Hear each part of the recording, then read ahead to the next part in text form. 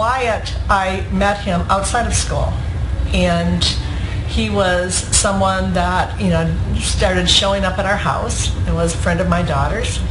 And I thought, this kid is an incredible kid, absolutely incredible kid. He was bright, he loved to cook, he was would always come over, help me prepare meals. He was an artist at cooking. He had a wealth of knowledge about sports and media and culture. Loved soccer, which I knew nothing about.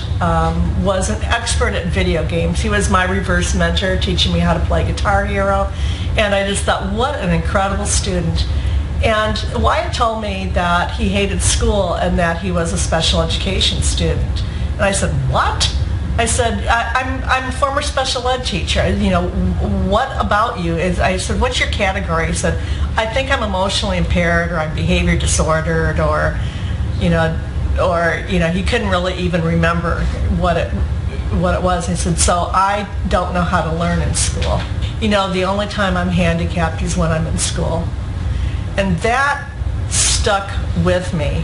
He's one of my rear view mirror kids where I think about, how could life have been better for Wyatt if teachers or Wyatt could have expressed to school what I was able to see in a different environment. No shortcuts for him. I'm not saying, and what I used to always say to Wyatt is, well, I'm going to just really help you do really tough stuff.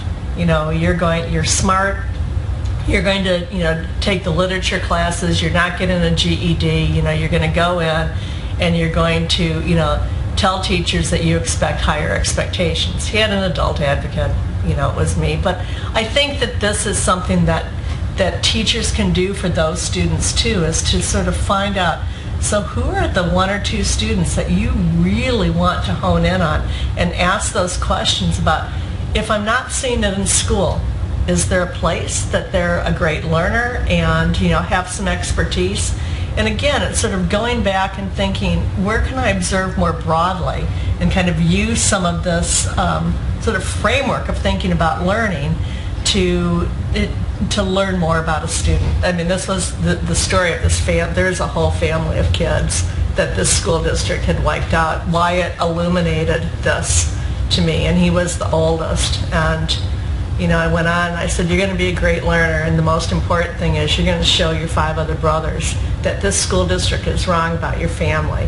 So Wyatt went on and he studied at French Laundry with Tom Keller, and he's a really well-respected sous chef in San Francisco.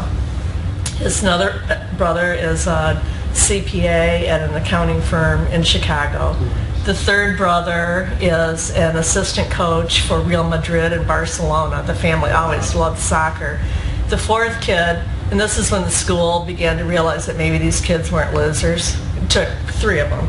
The fourth kid became the national champion for the district, first national championship ever in forensics, and went on and got a scholarship to USC, an acting school. And I don't know what happened to the 5th one, but I think he just kind of went to University of Michigan and did something boring, But I mean, so these kids were not just, and they were all, the 3 boys were in special education and tracked into a, no-end career because they just said these kids are troublemakers, they're family. Now they were, that was also true. I mean, they were in court a lot, and I ended up being a court-appointed guardian, for Wyatt. But so there's a little bit of evidence that but that you're missing all of this talent there.